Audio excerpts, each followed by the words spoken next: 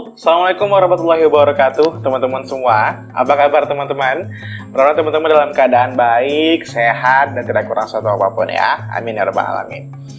Nah teman-teman, balik lagi dengan aku Haris Budiman di sini teman-teman di Budiman's Channel.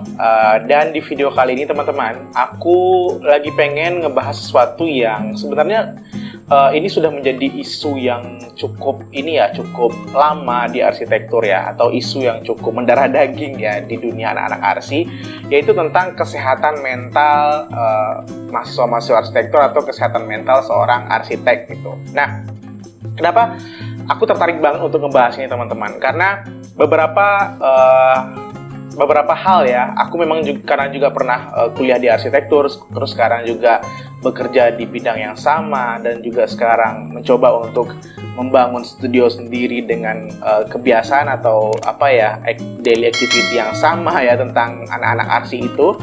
Jadi isu ini terus beriringan gitu, terus terbawa gitu. Nah, ternyata ketika aku lihat-lihat di media sosial gitu, aku nemuin sebuah postingan yang cukup menarik bagi aku teman-teman, yaitu postingan dari Instagram Impact Competitions ya. Dan ini tuh merupakan postingan yang udah dipost di September 2021 yang lalu ya, tahun yang lalu. Cuman ini menarik banget bagi aku karena di sini di postingan ini ya, dia itu ngebahas tentang architecture and mental health gitu. Nah, ini jarang banget dibahas gitu sebenarnya. Tapi setelah aku baca, kemudian aku pahami juga tentang postingan ini, tuh ternyata semua yang disampaikan di postingan itu ternyata memang benar terjadi gitu di dunia nyata gitu, di dunia anak-anak arsi atau di dunia arsitektur gitu. Nah, bagaimana kita sebagai seorang arsitek atau sebagai mahasiswa arsitektur itu lebih cenderung melupakan beberapa hal ini gitu teman-teman. Jadi di video kali ini aku akan bahas tentang hal itu teman-teman. Nah, menurut postingan ini juga ya pastinya. Nah, sebelum kita masuk ke pembahasan kita ini teman-teman, seperti biasa ya teman-teman, bantu aku dulu untuk bisa mengklik like, comment, dan subscribe di video aku ini teman-teman, dan bantu aku untuk terus mengembangkan channel ini menjadi lebih baik lagi ke depannya teman-teman ya. Oke? Nah teman-teman, kali ini tuh aku akan ngebahas masalah mental health di arsitektur ini, dimulai dari pembukaan dari postingan ini teman-teman ya. Nanti aku akan sertakan postingan ini di video ini teman-teman. Dan postingan ini tuh dimulai dari bagaimana si arsitek itu tentang proyeknya, tentang proyek seorang arsitek yang terus-menerus ada ya, tapi juga membuat kita stres dan membuat kita pusing gitu. Nah, banyak arsitek di dunia ini ya teman-teman ya, termasuk di Indonesia sendiri itu menghabiskan waktunya itu berhari-hari ya, berjam-jam ya, itu di depan komputer atau di depan sebuah pemancing ide mereka lah gitu. Nah, dikarenakan kebanyakan mikir, terus juga kebanyakan mencari solusi dari sebuah problematik desain, arsitek itu berpikirnya cukup kompleks gitu, sehingga pengennya tuh hasil karya yang nanti dipresentasikan atau didisplaykan itu terlihat sempurna atau perfect lah gitu ya teman-teman ya. Sehingga semuanya itu membuat kita berpikir cepat, berpikir kreatif dalam waktu yang sangat singkat gitu. Sehingga jadi hal-hal kayak gitu tuh ngebuat si arsitek atau si mahasiswa arsitek itu sering banget menghabiskan waktu berjam-jam untuk dirinya sendiri memikirkan proyek yang sedang dijalanin gitu. Nah, salah seorang arsitek ternama juga itu Zaha Hadid itu pernah ngomong ya, if you want an easy life ya, don't be an architect gitulah kira-kira teman-teman ya. Jadi kalau teman-teman pengen kehidupan yang mudah, yang gampang, itu jangan jadi arsitek ya, istilahnya seperti itulah. Mengisyaratkan atau mensimbolkan tentang bagaimana rumitnya berpikir di arsitektur dan harus menghabiskan berjam-jam waktu kita dan harus menghabiskan sebagian dari waktu bermain kita untuk berpikir dalam proyek yang kita geluti sekarang ya teman-teman. Nah, saking kompleksnya proyek ini atau saking kompleksnya sebuah proyek itu bisa membuat kadang-kadang si arsitek itu stres teman-teman. Nah, stres ini dipicu karena ada deadline tadi, kemudian juga ada tuntutan ya. Kalau mahasiswa itu mungkin tuntutan dari penugasan atau dosen yang bersangkutan. Kalau misalnya sudah terjun ke profesional, mungkin tuntutan dari atasan atau tuntutan dari deadline project ya, schedule project yang udah terus mendekat, sehingga kita harus di-press untuk bisa cepat mengkelarkan suatu gambar atau suatu desain teman-teman. Nah, walaupun kadang-kadang kita kan juga berpikir bahwasanya gampang lah nanti itu dikerjain, ditunda-tunda gitu. Nah, salah satu kebiasaan yang memicu stres itu juga adalah menunda-nunda teman-teman. Nah, kebanyakan kan kita itu memang kalau di kuliah di arsitektur itu kan banyak tugas. Nah, tugas itu nggak hanya tugas studio teman-teman, tapi juga ada tugas-tugas di luar studio, misalnya tugas-tugas mata kuliah lain yang bersifat teoristis atau lain sebagainya. Itu juga membuat kita menunda dulu tugas studio kita dan mengerjakan yang ringan-ringan dulu, sehingga tugas studio ini akhirnya menumpuk di ujung gitu. Nah, itu juga membuat kita stres sehingga kita harus bergadang dan segala macam. Nah, di postingan ini itu semuanya itu dibahas teman-teman ya, dan di sini juga mereka menyampaikan bahwasanya ada beberapa cara yang harus kita tempuh atau yang harus kita lakukan ketika ingin kita meminimalisir stres ini. Sebenarnya aku rasa sih semua pekerjaan juga pasti menimbulkan stres teman-teman, dan juga ketika kita berada di deadline ya, berada di penghujung-penghujung, kalau di kuliah dulu mungkin penghujung pengumpulan tugas dan seterusnya, itu pasti kita stres banget. Jadi apa yang harus kita lakukan teman-teman, khususnya sebagai seorang arsitek ya, atau sebagai seorang mahasiswa arsitek saat ini gitu. Nah, yang pertama harus kita lakukan itu adalah go to sleep. Nah, di sini bikin go to sleep, pergi tidur gitu. Ya jangan lupa tidur gitu. Kenapa ini penting banget teman-teman? Karena tidur itu kan kita men-charge diri kita lagi ya. Kita men-charge energi kita, kemudian kita juga menenangkan pikiran kita, kemudian kita relax dan seterusnya gitu. Nah, memang untuk tidur itu memang agak sulit sebenarnya ketika memang di dalam pikiran kita itu lagi banyak banget pikiran, lagi banyak banget pemikiran-pemikiran tentang proyek yang harus diselesaikan tepat waktu atau penugasan yang harus diselesaikan tepat waktu.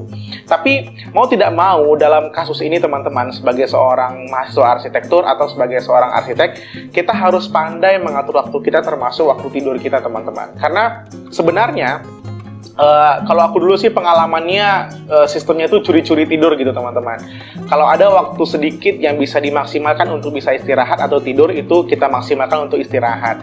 Karena kebanyakan kan memang kita pengen wasting time dengan teman-teman kita atau hangout dengan teman-teman kita, healing ya, gaya-gaya anak sekarang ya. Tapi di balik itu semua, kalau memang kita punya waktu yang memang sebentar ya, kalau kita tahu waktu kita itu sedikit, kita bisa maksimalkan waktu yang sedikit itu untuk bisa istirahat dan memaksimalkan lagi diri kita, istilahnya men-charge diri kita lagi dengan tidur teman-teman. Nah, mungkin waktu tidur ini memang nggak nentu kalau di arsitektur, fleksibel aja gitu. Kapan waktunya kita kosong, kita maksimalkan untuk istirahat. Tapi yang paling penting adalah untuk bisa tidur, dan ini adalah salah satu hal yang pokok banget teman-teman, karena di sini kita bisa relax dan menambah energi kita lagi untuk bisa berpikir gitu, sehingga stres yang kita alami tadi dari project yang sedang kita jalankan itu bisa berkurang gitu teman-teman. Nah, yang kedua nih teman-teman, dari postingan ini itu menulis go home in time, pulang tepat waktu gitu. Nah, memang kebanyakan ya, aku dulu juga mengalami hal seperti ini. Dulu tuh sedikit cerita ya teman-teman ya, ketika aku bekerja di salah satu biro arsitektur atau konsultan arsitek, aku tuh hampir beberapa minggu itu bisa pulang kantor itu sampai jam 2:30 pagi teman-teman. Jam 2:30 pagi, kemudian jam 7 atau jam 7:30 itu udah masuk lagi kantor dan harus berpikir lagi gitu. Nah, kenapa di sini ditulis itu go home in time gitu teman-teman? Karena di sini dikatakan teman-teman, ada quote-nya, you don't need to work more hours, you only need to work better hours gitu. Jadi kita tuh nggak perlu bekerja di jam yang panjang gitu teman-teman, tapi kita hanya perlu bekerja di jam-jam terbaik kita. Nah, di situ titik kita bisa memaksimalkan potensi kita, memaksimalkan kreativitas kita, dan itu bersangkut paut lagi dengan tidur yang cukup tadi ya teman-teman ya.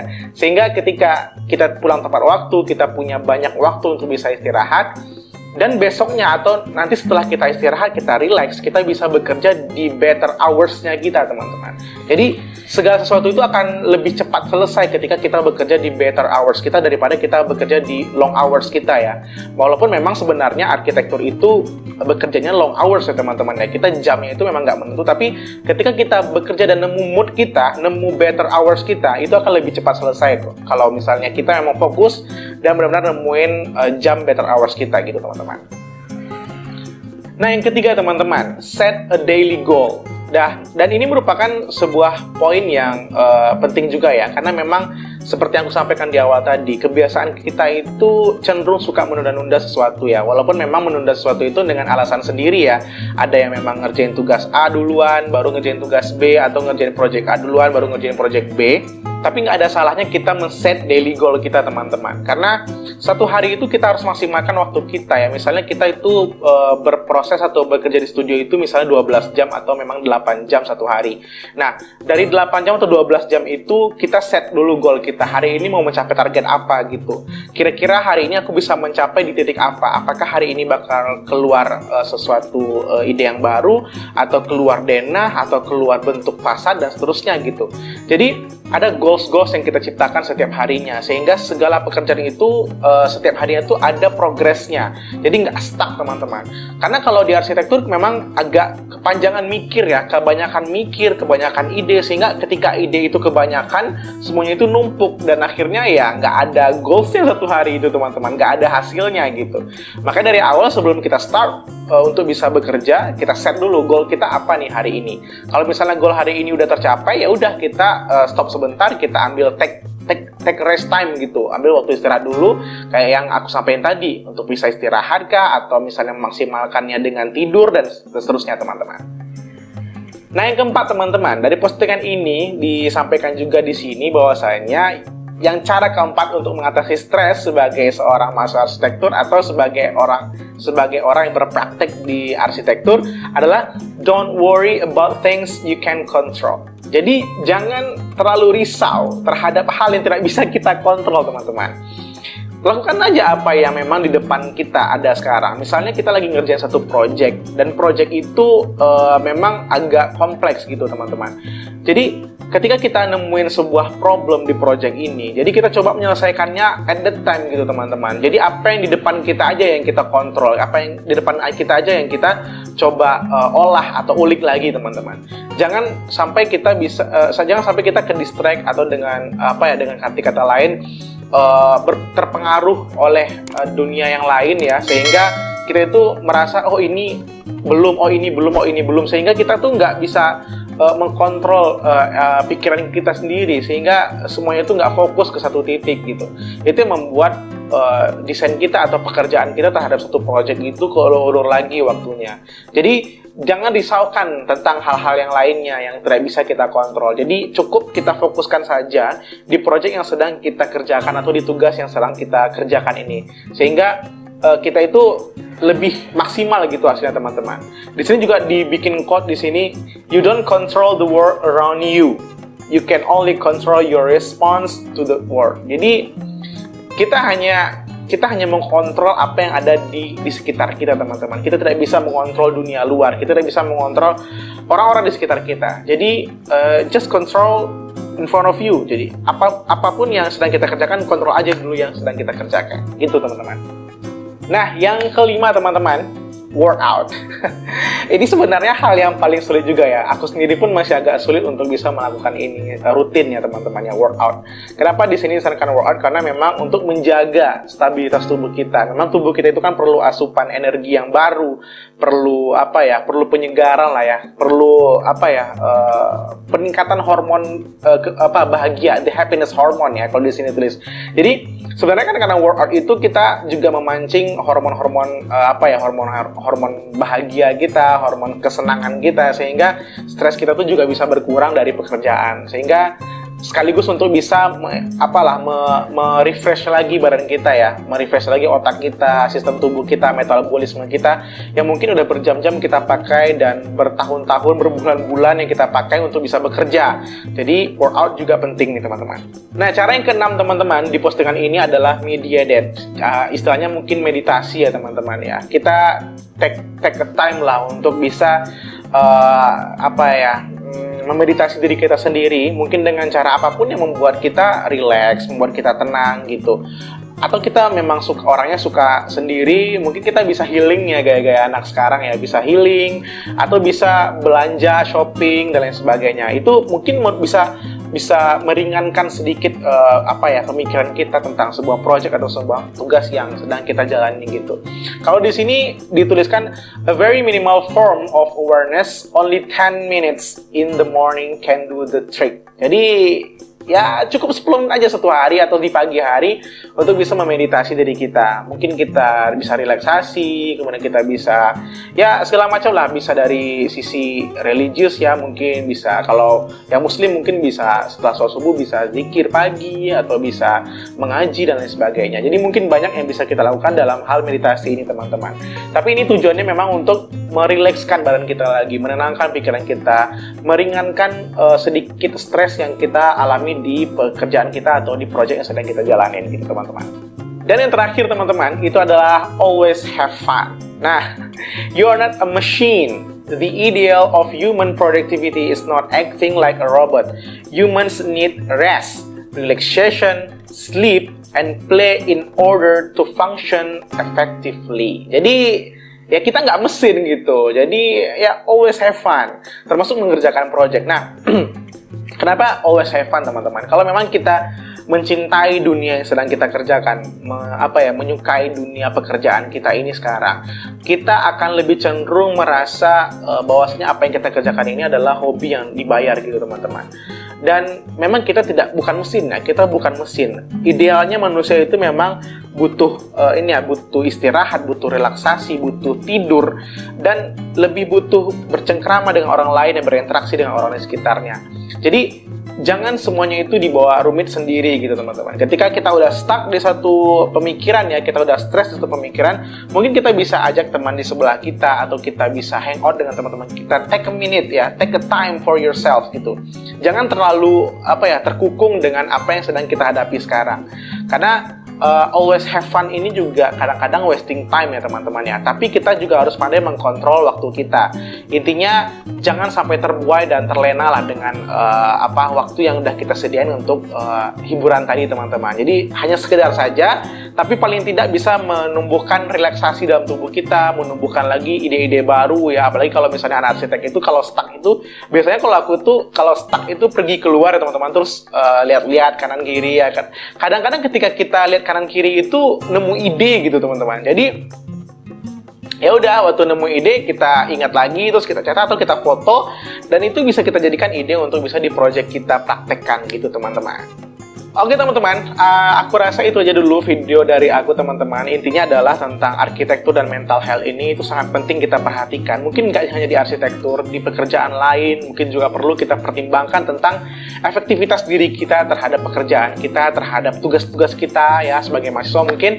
Jadi jangan terlalu cepat stres, jangan terlalu cepat istilahnya ya, sumpek pikirannya atau apalah gitu ya. Jadi coba tenangkan dirinya dulu, terus juga kita coba nih jalanin trik dari postingan ini. Mudah-mudahan ini bisa membantu teman-teman dan bisa membantu diri aku juga ya di proyek-proyek atau di tugas-tugas yang sedang kita kerjakan saat ini. Oke teman-teman? Oke teman-teman, sebelum aku tutup videonya, jangan lupa teman-teman bantu aku dulu untuk bisa mengklik like, comment, dan subscribe di video aku ini teman-teman. Dan juga share video aku ini ke teman-teman semua, ke media sosial teman-teman semua. Mudah-mudahan video ini bisa membawa manfaat untuk kita di kemudian harinya. Oke teman-teman, thank you so much for watching teman-teman, dan keep positive, smart, and kreatif. Ketemu lagi dengan aku di video aku selanjutnya. Assalamualaikum warahmatullahi wabarakatuh. Dah teman-teman.